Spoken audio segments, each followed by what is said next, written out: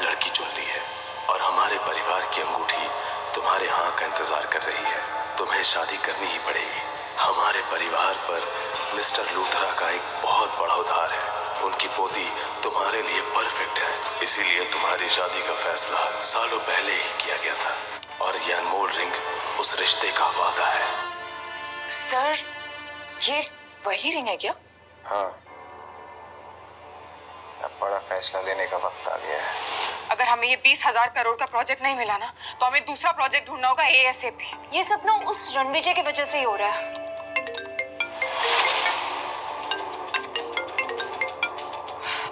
Hello mister Bedi. ये 20,000 करोड़ का project आपको मिल गया है।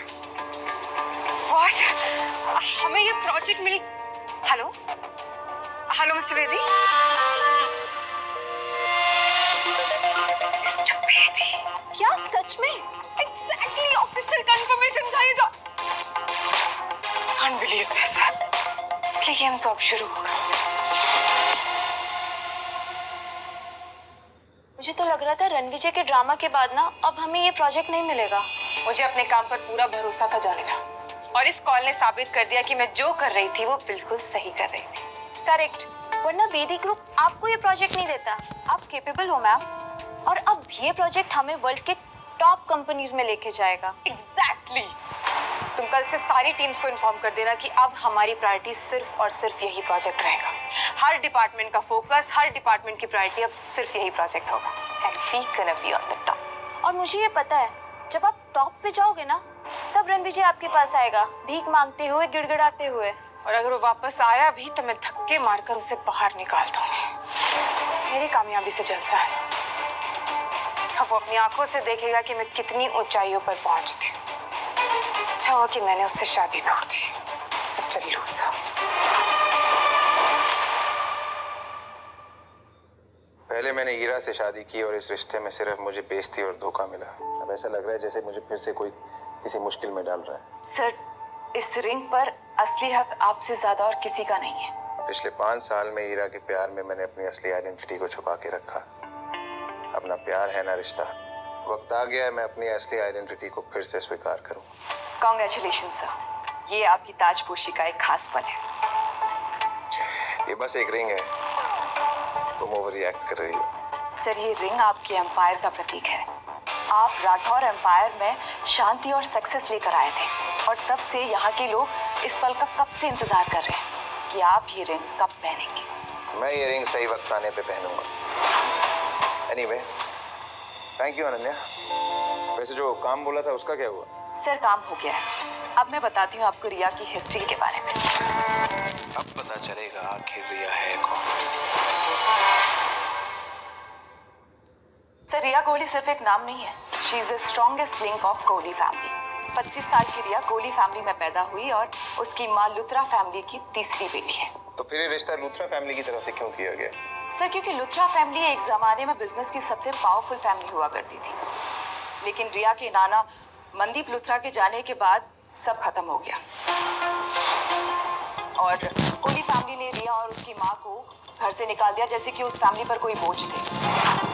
और कोहली फैमिली फिर एक स्कैंडल में फंस गई और फिर सब बर्बाद हो गया।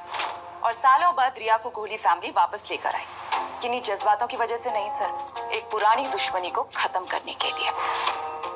और रिया उनके एम्पायर को फिर से बड़ा बनाने की एक चाबी है। कोहली परिवार हमारे साथ रिश्ता जोड़ना चाहता है, मेरी और रिया की शादी करा के, ताकि उनका बिजनेस बहुत जल्दी बड़ा हो जाए। यस सर, क्योंकि रिया के लिए जो पहले फैमिली ने रिश्ता पसंद किया था वो रिया को पसंद नहीं आया था, और इसीलिए वो मेरे पास आई। एग्जैक्टली। और लगता है कि रिया को आपकी असली आइडेंटिटी के बारे में पता नहीं है सर। लेकिन उसे तो मेरे परिवार की रिंग मिली थी, रिश्ता पक्का करने के तौर पे। सर, लगता है वो इस रिंग को एक बड़े घराने का एक छोटा सा हिस्सा समझ रही है। उसे आपकी पावर और रुतबे के बारे में नहीं पता है कि आप कौन हैं और क्या है। ये तो बहुत मजेदार खेल बन गया। यस सर, जब दुनिया के सामने आपकी असलियत आएगी तो ईरा और रिया को भी आपकी सच्चाई के बारे में पता चल जाएगा, और दोनों का ऑपोजिट रिएक्शन होगा। ईरा शॉक हो जाएगी और रिया खुशी के मारे पागल हो जाएगी। मतलब एक हीरो और 2 हीरोइन। ये तो बिल्कुल फिल्मी सीन है। अब मजा आएगा। सर, 2 क्या आप रिया का प्रपोजल एक्सेप्ट कर रहे हैं? ये वादा खानदानी अंगूठी के साथ हुआ है। लूथरास का हम पे पुराना कर्ज है। वक्त आ गया है जिम्मेदारी निभाने का और उनका पुराना कर्ज चुकाने का। जी सर। मैंने रणवीर जी को प्रपोजल दे दिया है और साथ में गिफ्ट्स भी। अब देखते हैं वो कैसे रिएक्ट करता है। मैम, लगता है आपको रणवीर जी कुछ ज्यादा ही पसंद आ गए हैं। पसंद तो है ही, और मैं कल उनसे मिलना भी चाहती हूँ। ठीक है मैम, मैं होटल सफायर में आपकी मीटिंग बुक करा देती हूँ, जो आपका सबसे बड़ा 7 स्टार होटल है। वैसे भी आप रणवीर जी से वहाँ मिलने के लिए ऑलरेडी बोल ही चुकी हैं। रणविजय, कुछ तो बात है तो।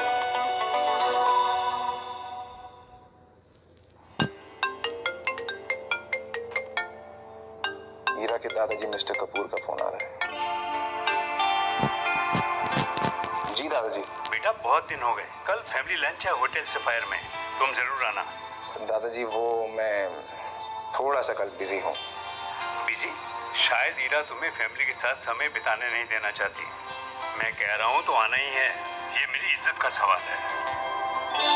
एक्चुअली दादाजी वो मेरा और हीरा का। मैं कोई बहाना नहीं सुनूंगा, कल मिलते हैं। जी दादाजी। सर, तो क्या आप कपूर फैमिली से मिलने जा रहे हैं? हाँ, पिछले 5 साल में हीरा के दादाजी ने मुझे अपने बेटे की तरह ट्रीट किया है। शायद ये आखिरी बार हो जब मैं उनसे मिलने जाऊं। अनन्या, हरमन से कहो कुछ खास तोहफा तैयार करे। मैं हीरा के दादाजी को कुछ ऐसा देना चाहता हूँ जो उनके दिल को छू जाए। Yes sir.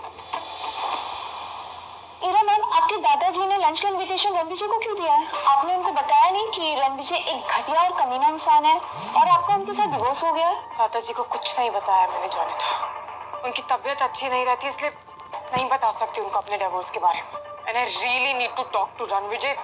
आई होप कि वो दादाजी को हमारे रिश्ते के बारे में ना बता दे। वो इतना नकचड़ा और घमंडी इंसान बन चुका है, पता नहीं वो मेरी बात सुनेगा भी या नहीं।